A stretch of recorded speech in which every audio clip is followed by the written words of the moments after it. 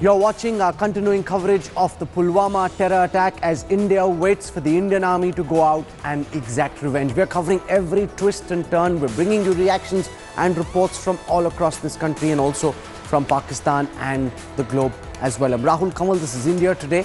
Today was a day of mourning. Today was the day when from west to east, from north to south, India remembered those CRPF Jawans who were killed in this dastardly act of terror perpetrated by Pakistan-based terror organizations and their masterminds. The Prime Minister has made very clear that the death of these CRPF soldiers will not go in vain, that the army will avenge these killings.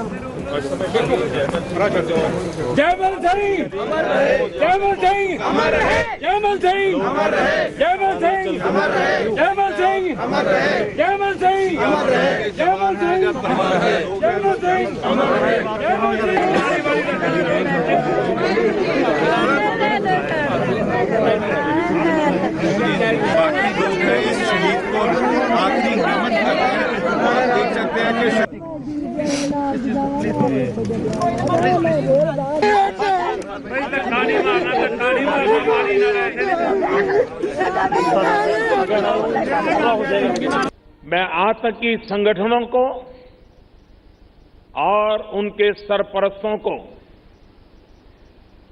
कहना चाहता हूं कि वे बहुत बड़ी गलती कर चुके हैं। बहुत बड़ी कीमत उनको चुकानी पड़ेगी। पुलवामा हमले के साजिशकर्ताओं को उनके किए की सजा जरूर मिलेगी। हमारा पड़ोसी देश ये भूल रहा है कि ये नई नीति और नई रीति वाला भारत है। आतंकी संगठनों और उनके आकाओं ने जो हैवानियत दिखाई है उसका पूरा हिसाब किया जाएगा। पुलवामा में जो कुछ भी हुआ उसको लेकर, आतंकवादियों के उस कृत्य को लेकर आपके आक्रोश को मैं समझ सक रहा हूं। यहां महाराष्ट्र के भी दो वीर सपूतों ने देश की सेवा करते हुए पुलवामा में अपने प्राणों की आहुति दी है। That's the Prime Minister 3 times in less than 24 hours promising revenge, retaliation, retribution and making clear that the Indian army will act against those who were responsible for this terror attack. Today was a day of mourning. Today was a day when the tricolour was flying at half-mast. Today was a day when lakhs poured into the streets in different street corners of India, in different maidans, remembering those CRPF Jawans who were killed in this Jaish-e-Mohammed terror attack. Take a look at some of the scenes that were witnessed all across the country.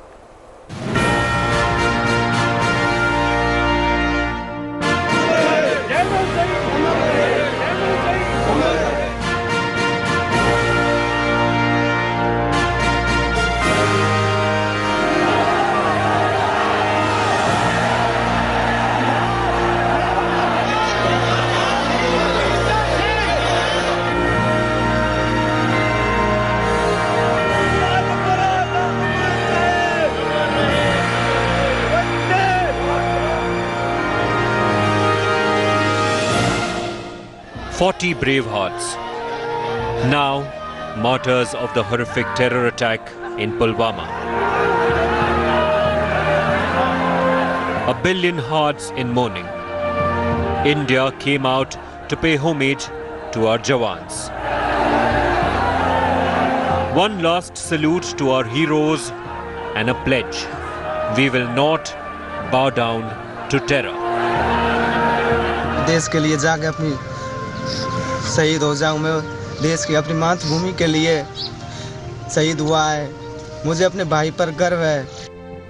This is martyr Jeet Ram's brother. Even in his anguish, even as he bid his brother farewell, he vows to follow the footsteps of Jeet Ram. and fight for the country. देश के लिए जाके अपनी शहीद हो जाऊं मैं देश की अपनी मातृभूमि के लिए शहीद हुआ है मुझे अपने भाई पर गर्व है मैं पाकिस्तान से बदला लेना चाहता हूं मेरे भाई के दुश्मनों से मैं सरकार से ये चाहता हूं कि मेरे भाई का दुश्मनों से बदला लिया जाए In Dehradun, as the mortal remains of Mohanlal reached his doorstep, his daughter was waiting for him. With tears in her eyes and an unbreakable spirit, she saluted her father.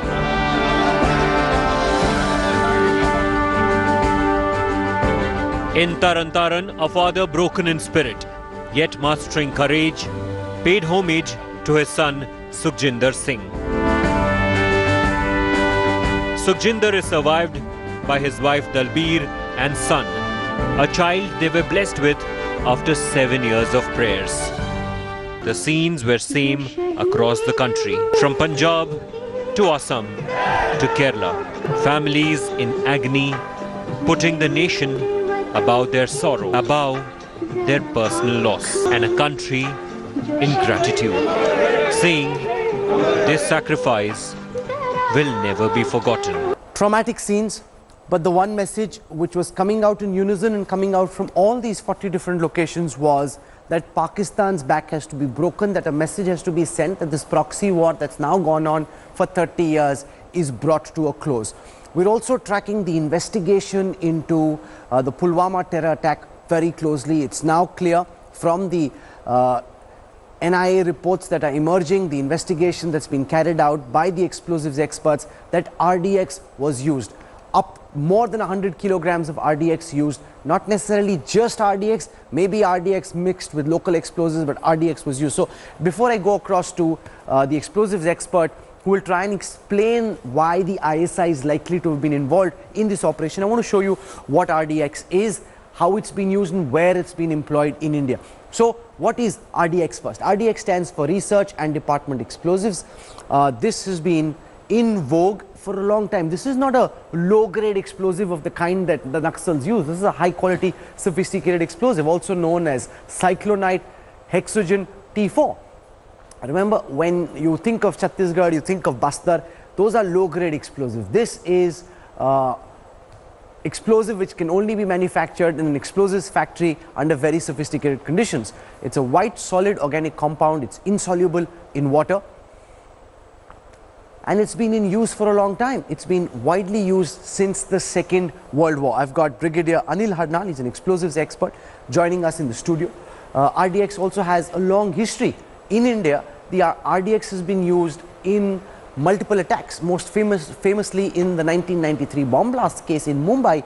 RDX was brought in from Pakistan on dingies and used over there.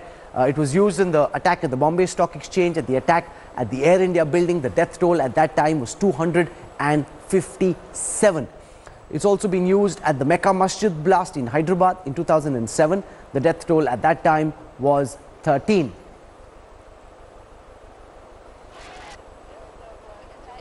In the 2010 German bakery blast in Pune, which was caught on CCTV cameras, where the death toll was 9, again RDX was used. But those were lesser components of RDX. At the Mecca Masjid, at the German bakery, much lesser. Whereas in Bombay, what happened in 1993, huge amounts of RDX was used. Based on what we know in the public domain, what do you make of the kind of explosive that would have been used in this, sir? In the Pulwama blast? Yes, sir. It would definitely be RDX mixed with either locally available TNT or C4, which may have been imported along with the RDX from across the border. You see, these are all military grade explosives. The mixture is a military grade explosive. Military grade explosives are not available off the shelf. So therefore the finger points directly at either the Pakistani Armed Forces or the ISI. And RDX by itself cannot be used. It has to be mixed with a plasticizer or a desensitizer so that it can be shaped to whatever configuration we want to increase its potential as a blast producer. The genesis of RDX was that earlier TNT or gun cotton was being used in Second World War, in the First World War. RDX was a much more powerful explosive with blast velocities exceeding 8,000 meters per second. So that is why you saw this utter destruction of bus number 5 with the explosive going off in a vehicle parallel to the bus, not even placed in the Mr. bus. Deveshwar, what's very clear is that this would require, and why we're getting into these details is to make the point that this requires a high level of sophistication. This can't be done by non-military people. This requires explosives training of a very serious magnitude, which essentially means that there is the ISI which needs to be involved. Absolutely, because you know, starting from getting stocks of RDX of this quantity, as the Brigadier mentioned, this is military grade stuff. You can't just pick it up off the shelf. So, procurement, planning, shaping the charge, putting it into a vehicle, all this requires a very sophisticated level of training, planning, and then finally implementation. So far, I don't think so any local Kashmiri terrorist has been able to do this. Therefore, the finger clearly points towards Pakistan-based terrorists. I would not even be surprised if these are military personnel who have trained the local militants or help them to shape the charge. And so the hand clearly points towards Pakistan. Absolutely, there's no doubt about that. It has to be trained by military personnel. This 22-year-old boy and this Ghazi by himself, or Ghazi may have been trained by the military personnel to do that. I've just received information that the security review meeting that was on at the residence of the Union Home Minister is now over. Various options were looked at, the current situation was looked at. The Ministry of Home Affairs put out a statement seeking restraint, saying that Kashmiri students and Kashmiris in parts outside the Kashmir Valley should not be targeted. Omar Abdullah is currently meeting the Home Minister as well. Now, very clearly, there have been some stray instances of Kashmiri vehicles being targeted in Jammu, of some Kashmiri students being targeted in the Hindi heartland, and I think the message that's going out to the local police agencies is ensure that there is restraint, ensure that they have security, ensure that they don't get touched. And I think it's important because Rahul Srivastava, our National Affairs Editor, is with us on this broadcast. The message that's going out from the Ministry of Home Affairs is the Kashmiri people are not our enemies. Please, for heaven's sakes, don't take out your anger on them. The Prime Minister has made very clear, we will take revenge, but that revenge will be taken against those who are responsible for this terror attack and not the innocent youth of Kashmir. Rahul, at a moment when a terror strike of this kind happens, there is a security clampdown. At that moment, the government, being sensitive to the kind of anxiety which might be prevailing in the area, does not want to aggravate the situation by aggravating people further. And in that, any incident which takes place where the targets could be Kashmiri residents, people from Kashmir, could definitely, incidents need to be curbed because it will impact the valley. At a time, the government will want the valley to be calm. One of the key elements is, I spoke to one of the senior officials who was part of the meeting. I asked him that what exactly is largely happening in these round of meetings. He says one of the most important thing he told me was calm and balm. He said that one of the top priorities has to be maintaining calm in the valley. The second is to create a sense to assuage the feelings of the people in the valley that the alienation doesn't worsen. And what sources are saying that few of the reasons why Omar Abdullah, the ex-chief minister of Jammu and Kashmir, could be meeting Mr. Rajnath Singh. One is that a reach out in Kashmir also has to happen in the valley. Political parties have to be taken board in case there is a crackdown as far as the local militants are concerned, those who are part of this terror strike or those who could have been involved in the past or future attempts to disturb the temperatures in the valley. The second could be that the government is already considering withdrawing the security of some separatist leaders who have been speaking an anti-India tone, and in that also the government will like to get the support of the local political parties which are the big players like the PDP or the National Conference. A senior Home Ministry source is also saying that the Home Minister will continue after these round of security meetings, continue meeting with the principal stakeholders in Jammu and Kashmir along with a direct contact with the state governor. I want to go across now to Sunil Ji Bhatt from Jammu. We've just received information that in the Rajouri sector there has been an explosion in which one army major has been killed. Sunil Ji Bhatt has details about this. Sunil, explosion along the line of control in Rajouri. What happened? How did the major die?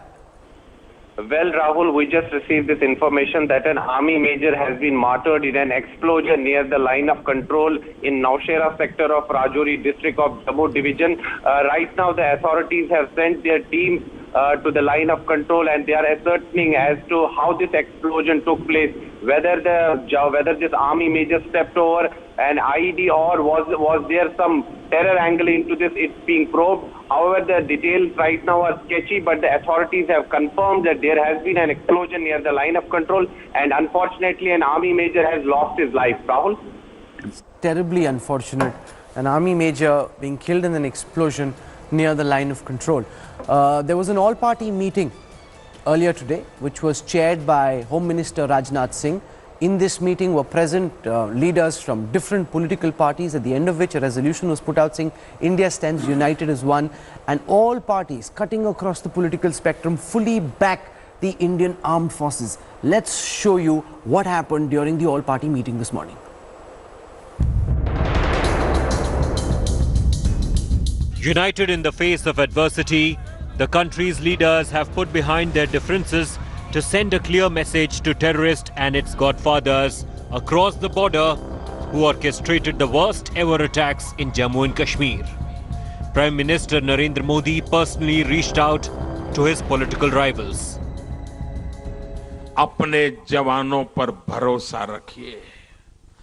Pulwama के गुनहगारों को सजा कैसे दी जाएगी, कहां दी जाएगी, कब दी जाएगी, कौन देगा, किस प्रकार की सजा देगा, ये सब ये हमारे जवान तय करेंगे.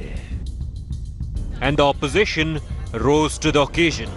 Politicians cutting across party lines in one voice condemned the cowardly attack by Jaish-e-Mohammed terrorists sponsored by Pakistan. जनता की सुरक्षा के लिए, सिक्योरिटी फोर्सेस की सुरक्षा के लिए हम सरकार के साथ खड़े रहेंगे आतंकवाद को खत्म करने के लिए. 21 parties attended the meeting called by the government to brief the opposition. Home Minister Rajnath Singh chaired the meet and told the opposition the attack will not go unpunished. National Conference Chief Farooq Abdullah stressed on the need for greater empathy and support to Kashmiris at this hour of need.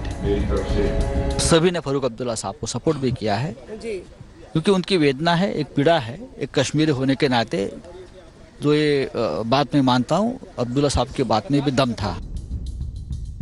The parties later passed a resolution. It came down heavily on Pakistan for harboring terrorists. A complete show of unity by all political parties, especially the opposition, after Pulwama attack.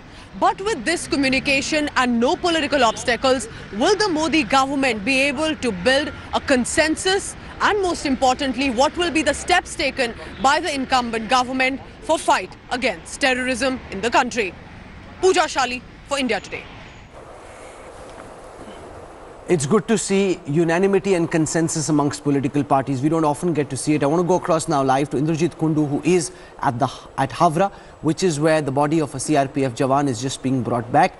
We're seeing once again in Havra as well, Indrajit, huge crowds come out. People turning out in large numbers, and this has been a constant, no matter which part of the country we talk about. Huge numbers coming out to show their support and solidarity with the family members of those who were killed.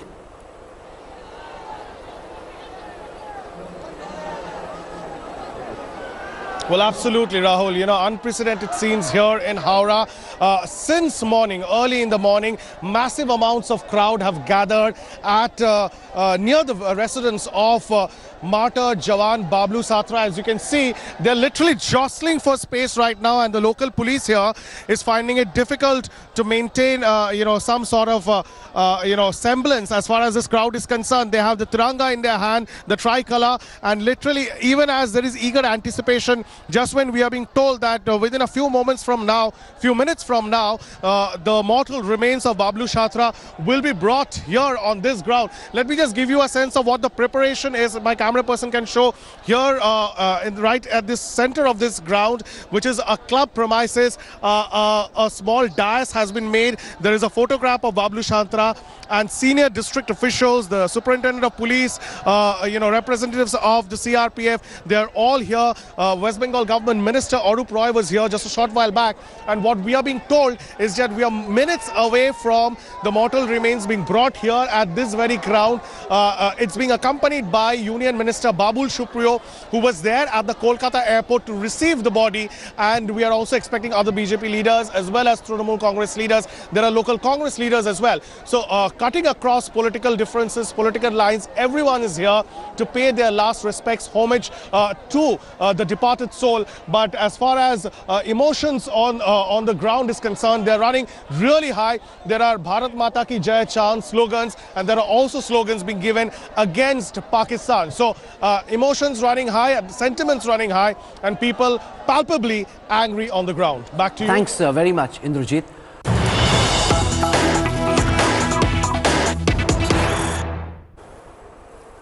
Navjot Singh Sidhu has apparently been asked to leave from the show that he was a judge on because of comments he made in Pulwama. He's posted on his Twitter handle a comment where he's very strongly continuing to back for talks with Pakistan, saying that you can't let terrorists hold India to ransom and that terror has no religion and no country. Let's listen to the highly voluble Congress minister from Punjab, Navjot Singh Sidhu. क्या 4 आतंकियों की वजह से जिन्होंने हमारे जवान शहीद किए, हमारी पगड़ी पे दाग लगाया, हमें हताहत किया, क्या उनकी वजह से देश का विकास रुक जाएगा? क्या उनकी वजह से बाबा नानक की फिलॉसफी आगे नहीं बढ़ेगी? क्या उनकी वजह से आप ये चाहते हो कि 2 देशों के प्रधानमंत्रियों के निर्णय लिए हुए वो स्कटल हो जाएंगे? तो फिर आप उनको तूल दोगे, तो फिर आप उनको बढ़ावा दोगे। इसीलिए यहां नवजोत सिंह सिद्धू पेश है कि ये देश का, इस सूबे का विकास कोई आतंकी गिरवी नहीं रखेगा। और ये जो आज अनाउंसमेंट्स हुई हैं, पिछले 70 साल देख लीजिए, क्या कोई ये दम रख के ये अनाउंसमेंट्स कर पाया है? एक देश को आतंकियों के आगे कोई झुका नहीं सकता। ये बात बड़ी स्पष्ट है। इसीलिए नवजोत सिंह सिद्धू यहां है, घुटने टेकने वाला नहीं है। दूसरी बात जो मैं आपको आज करना चाहता हूं, मेरी बात जो होती है ना, उसको डिस्टॉर्ट किया जाता है, एक लाइन बोली जाती है उसमें, उसको पूरी तरह से दिखाया नहीं जाता, क्योंकि बहुत लोग भयभीत होते हैं, समझ रहे हो ना, इनसिक्योर भी होते हैं। लेकिन मैंने यही कहा था, जो कल कहा था, आज भी वहीं खड़ा हूं कि आतंकवाद का ना कोई धर्म है, ना कोई मजहब है, ना कोई देश है, ना कोई साथ है। और जैसे लोहा लोहे को काटता है, आग आग को काटती है, सांप जब डंक मारता है तो उसका एंटीडोट सांप का विष है। Okay, Narendra Taneja of the Bharatiya Janata Party joins us. Also, General Atta Hasnain, one of the foremost military strategists of our time. I want to go across to Narendra Taneja first. Navjot Singh Sidhu batting for talks with Pakistan. It's been his consistent point of view. He's not backtracking. Maybe not the most opportune moment to say so, but you know, for what it's worth, this is what Sidhu's line has been for the longest time, and he's gone out and reiterated it.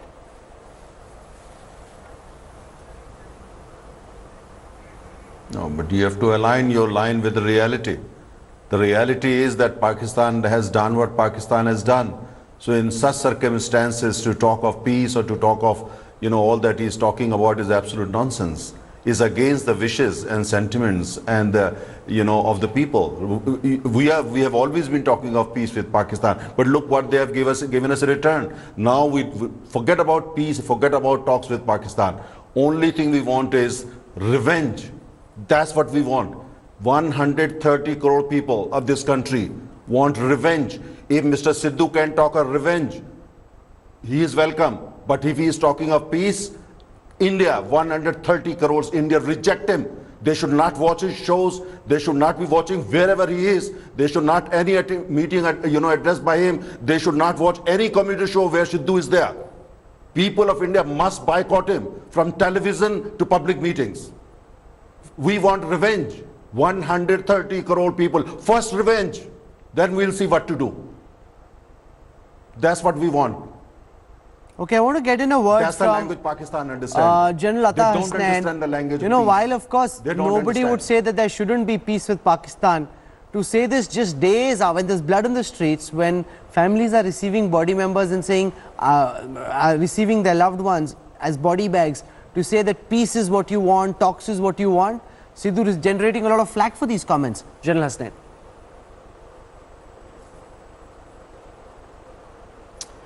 Thank you, Rahul. Definitely, Navjot Sidhu, I have great regard for him as a cricketer.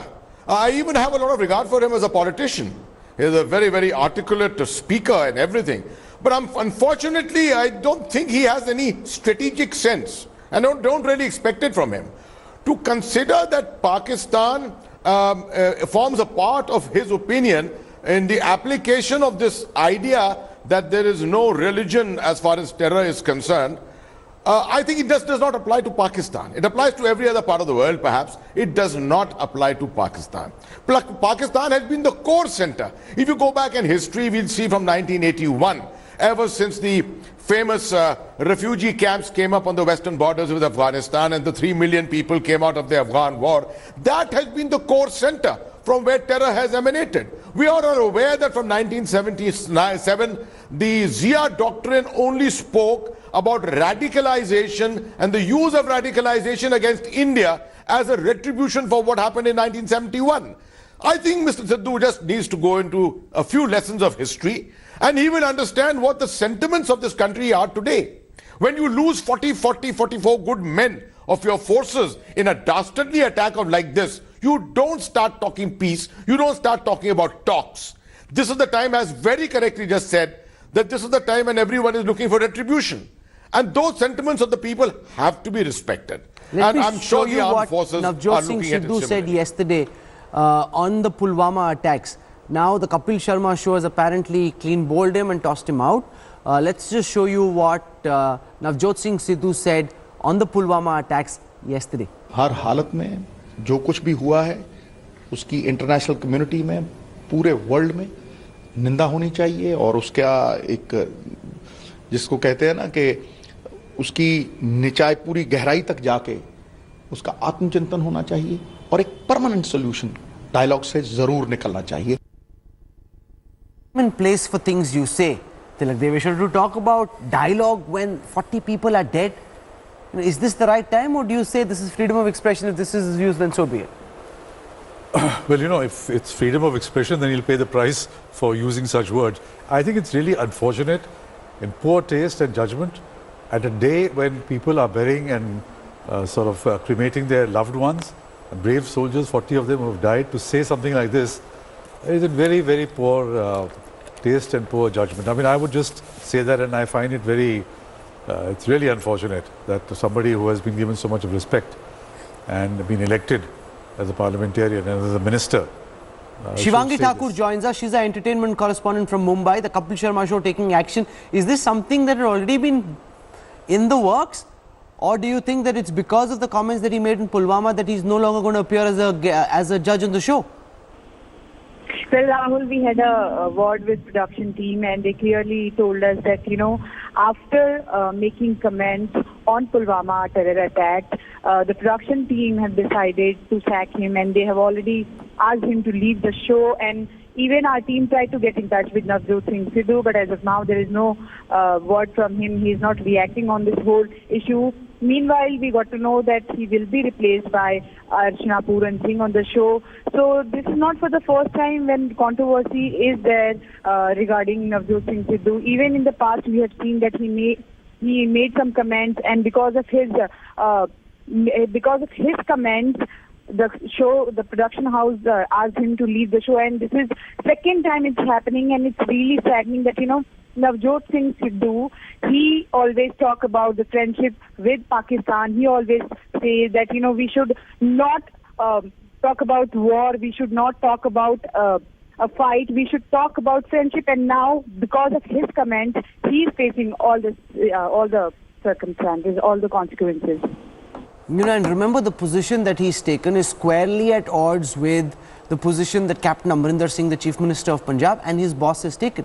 So you've got Navjot Singh Sidhu, who's part of Captain's team, taking a line very contrarian, and in that sense he was flying solo, and at some point in time he had to get into trouble.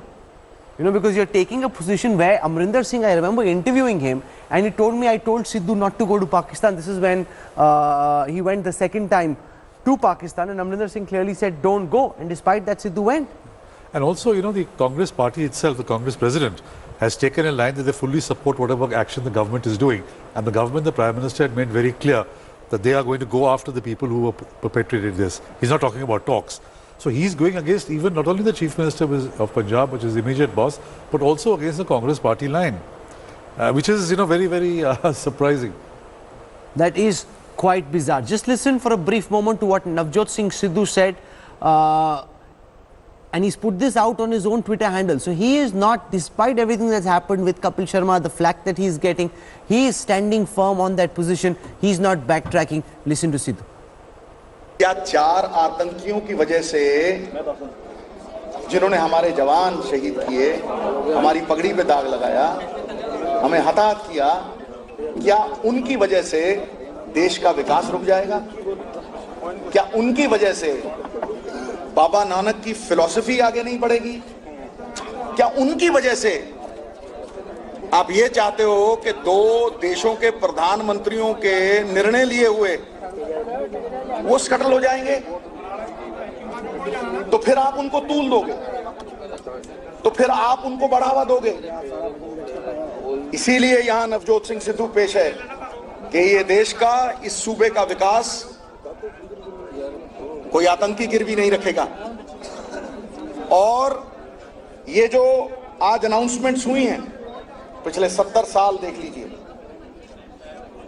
क्या कोई ये दम रख के ये announcements कर पाया है? एक देश को आतंकियों के आगे कोई झुका नहीं सकता। ये बात स्पष्ट है। इसीलिए नवजोत सिंह सिद्धू यहां है, घुटने टेकने वाला नहीं है। You know, this is inappropriate timing, talking about wanting to continue with dialogues and initiate talks with Pakistan at a time when bodies are coming home. Navjot Singh Sidhu, this is a no ball. Navjot Singh Sidhu's close friend in Pakistan is the Prime Minister Imran Khan.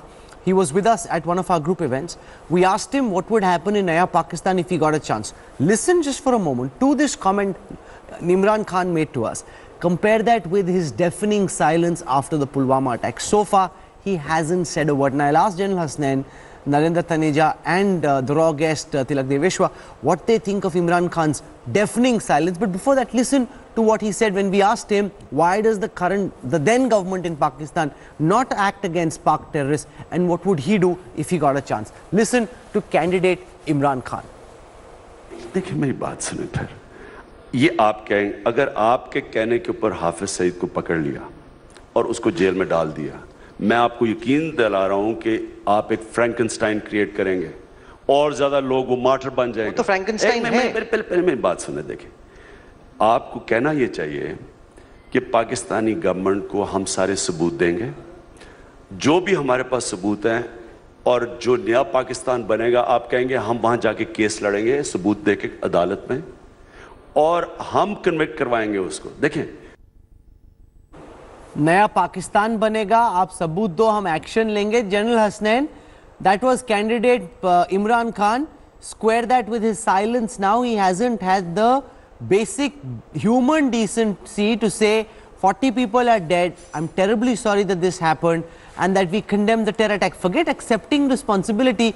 He hasn't even offered a personal condolence message which has come from dozens of countries all across the world.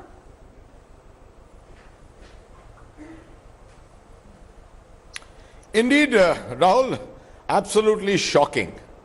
The least one should have expected from Prime Minister Imran Khan is a word of regret for what has happened and a word of condolence to our Prime Minister.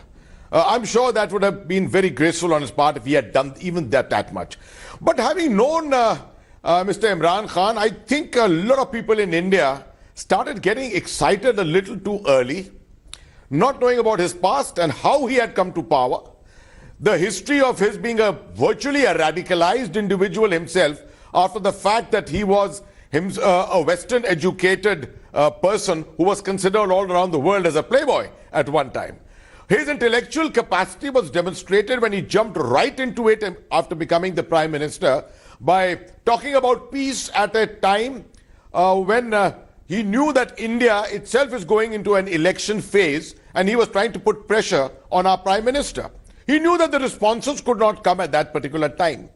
And now to keep a sullen silence in a situation such as this actually reeks of a high level of immaturity.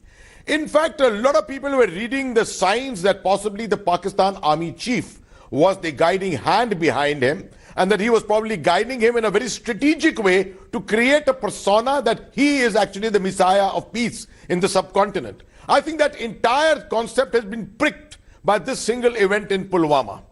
And Mr. Imran Khan cannot talk at all about a Naya Pakistan today. This is Purana, more than Purana Pakistan. And that Purana Pakistan has to be dealt with in the good old ways that India knows how to deal with. The one thing that's very clear to me is that there is no Naya Pakistan. There is a new India though. The Prime Minister speaks about it. Nayi niyat hai, nayi soch hai.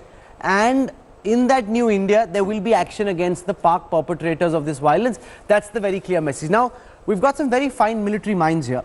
And the one question that people have had is, why is Imran Khan silent? Why is he not saying anything? Could this be a catch-22 kind of situation for Imran Khan? Remember, there is a meeting of the FATF, the Financial Action Task Force, that starts tomorrow in Paris. Pakistan in this meeting is already on notice and could face very significant economic sanctions at a time when its economy is already in the doldrums and is having to go to the IMF, to Saudi Arabia with a begging bowl. A brazen denial would be considered a rigid approach from the new Prime Minister ahead of the crucial meeting. A weak or sympathetic statement from Islamabad will not go down with the generals in Rawalpindi.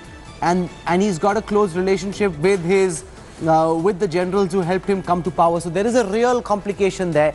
Geeta Mohan joins us, our Foreign Affairs editor. Explain the Financial Action Task Force, the economic sanctions that they can impose, and how this could be impacting Imran Khan's moves from here. Well, the second review meeting of the FATF is going to begin tomorrow on the 17th. The plenary session is between the 20th and the 22nd, Rahul.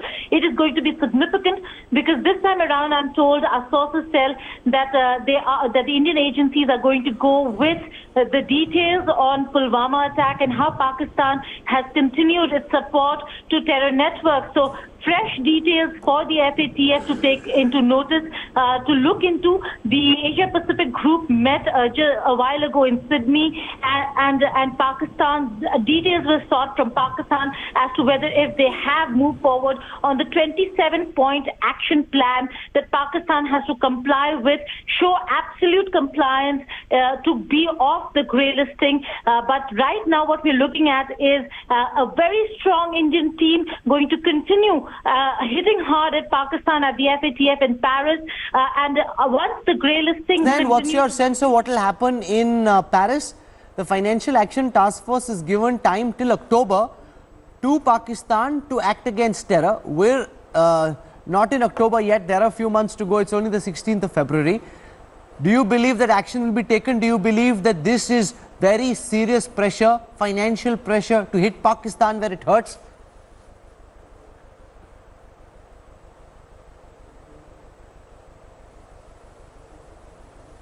General Hasnain?